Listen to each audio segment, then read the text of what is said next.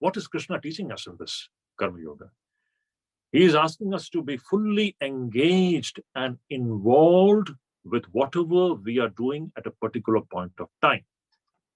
What actually it implies is, he says that pay full attention to the means. Don't worry about the ends. Our job is to only pay attention to the means, the work in our hand. Be engaged with that work with your whole soul, but don't worry about the end, the results. What is going to be the results? The results will come on its own if you have paid full attention to the means in your hand. This is very, very important, not only for students, for everybody in every field of action. Whatever we are doing, we should do it in such a way that we pour our whole soul into that particular activity without worrying about what is going to be the outcome of that particular act. What a wonderful thing it is. This is what Sri Krishna says in the 47th verse of the 2nd chapter. The famous verse, which everybody, all of you might have heard it. It is being quoted everywhere through ages, and it will be quoted for ages to come. It is the biggest secret while handling the work situation, the way to handle it. Here lies the secret. Sri Krishna says, Karmanye Vadhikaraste, ma phaleshu kadachana, ma karma phala heturbhu, mate sangostva karmai. What a beautiful thing it is. Krishna says, Karmanye Vadhikaraste, te adhikara karmani eva. You have right only to work. Pay full attention to the work in your hand. You have no right to think about what is going to be the outcome of that activity. So pay attention to the means, the ends will take care of itself. This is a wonderful thing. Usually in life, what happens is, we often engage ourselves, or we often drown ourselves thinking about what is going to be the outcome. We are worried about the result right in the beginning, even when we have not engaged ourselves with work. This is the big mistake that we commit in our everyday life.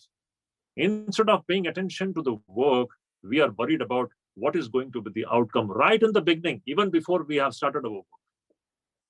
That is how we don't get the right kind of result which we want. Of course, it is another matter. A karma yogi will never be bothered about the results. That is another matter.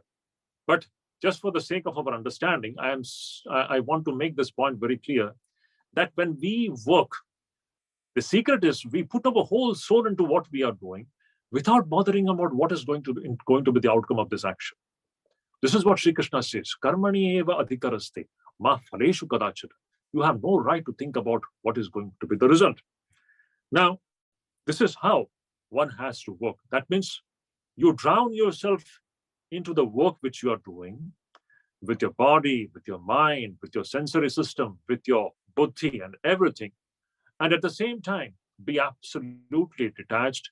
Do not worry about what is going to be the outcome of this action. In this way, which when we work without any attachment, without any selfishness, without any mamatvam or a sense of possessiveness about the things which we are handling, when we work in this way, we are actually working in a way which will bring about an equanimous state of mind. That is yoga. Our mind will remain equanimous, equipoised. It will not be disturbed. And it is in this undisturbed state of mind, when the mind is completely balanced, it doesn't lose its balance. It is not anxious. It is not worried about what is going to be the outcome of the action which one is doing. When we have this kind of an equanimity within ourselves, it is in this equanimous state of mind that we will be moving towards the real nature of our being, which is the Atma. This is how Karma Yoga, through handling the work situation very wisely, in a very wonderful manner, prepares to experience our true dimension, which is the Atma. That is why Shankaracharya says, Karma Yoga. Yoga is Tat Prapti Upaya. It is the Upaya. It is the means by which we realize our true nature. There is no other meaning to the word karma yoga. Through karma yoga, a karma yogi is not worried about what he is going to get from the fictional dimension of this existence. Let us make this point very clear. A karma yogi is unconcerned about the benefits or the so-called good things that he is going to derive from the fictional dimension of existence, because he knows, after all, it is fictional dimension. This is not real. This is transitory. This is temperament. So he is not worried about that. Yes, as a result of his wholehearted engagement with the work, he may get some benefits, but that is actually just like a byproduct. As a byproduct, he may get certain good things of life, but he is not concerned about it. His main attention is to move away from the fictional dimension and reach his true nature. This is what karma yoga accomplishes through the development of the equanimous state of mind, which is brought about by detachment, non-possessiveness, and unselfishness. 3 points. When we are detached, when we don't have a sense of possessiveness about what we are engaging with, and when we are acting selflessly, when we have these 3 things, our mind will be in a state of equanimity. This is yoga. Samatvam yoga uchate. This equanimous state of mind is yoga. And when we have this kind of an equanimous state of mind, automatically we will begin to experience the true nature of our personality. This is the intention of Sri Krishna, how he takes us, helps us to move from the so-called the apparent man to the real man. So Sri Krishna says that this is the skillfulness in action. In verse 50 of the 2nd chapter, Sri Krishna says, Buddhi yukto jahatiha ubhe sukrita dushkrite tasmat yogaya yujyasva yoga karmasu kaushalam. Beautiful verse. He says, Buddhi yukta.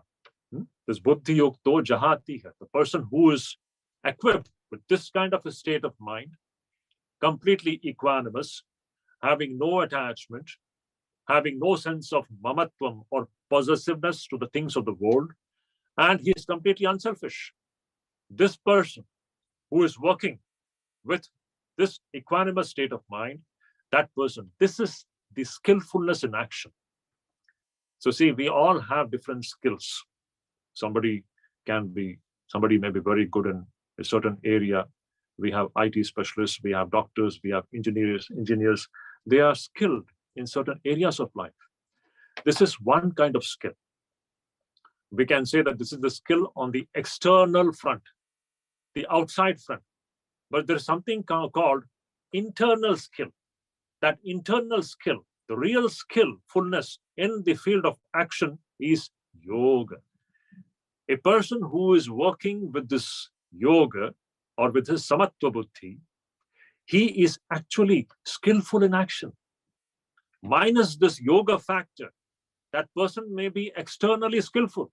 He may be a good IT professional, he may be a good doctor, but minus this yoga factor, Krishna says he is not actually skillful in action.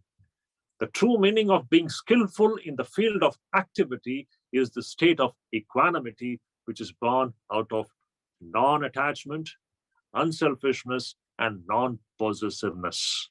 Nirmamatvam, nisangatvam, and niswartata, which results into that samatva buddhi, which becomes the way for us to reach our true nature.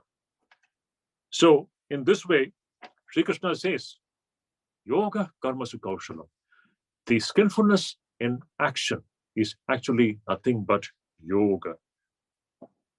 Now, when a person works in this manner, Krishna says in the 12th verse of the 5th chapter, Yukta karma phalam tyaktva shantim apnotim naishtikim. A beautiful verse.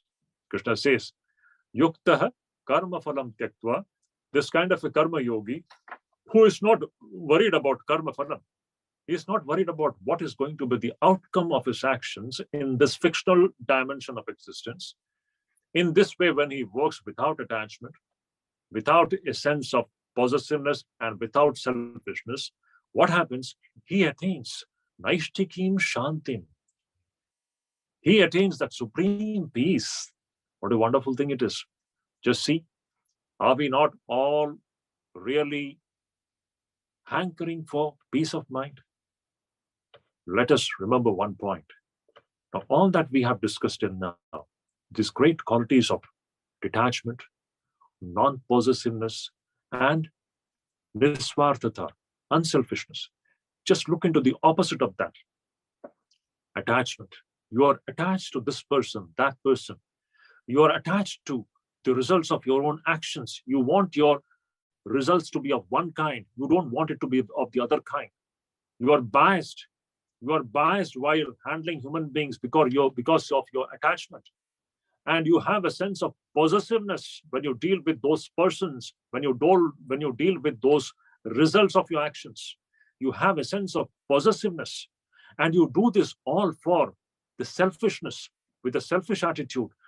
And the selfish attitude means you are actually further fattening your false identity or the fictional identity. Now, this kind of a frame of mind in which the person is attached, he is possessive of things around us, around himself, and is selfish. This person is constantly living a slavish life. He is being governed by his surroundings. He is slaves. He is a slave to his surroundings through his attachment and through his sense of possessiveness. This person can never understand what is peace of mind. So, what every human being is actually looking for is the peace of mind. And this peace of mind can come only by developing these great virtues of nisangatvam, nirmamatvam, and nisvarthata, which results in this development of the equanimous state of mind, which brings about supreme peace. So Sri Krishna says, yuktaha karma phalam tyaktva, having completely given up his attachment for karma phalam, for the results of his actions, shanti mapnotim, naishtikim, he attains the supreme shanti, peace. And when the mind is peaceful, it is in this peaceful state of mind that he comes face to face with the real nature of his own personality, which is the Atman. So in this way, we can see that this Karma Yoga is a great method by which Sri Krishna shows us the way from our fictional identity and fictional personality to the real identity and the real personality. It is a wonderful thing. To just sum up the whole thing, whatever we have told,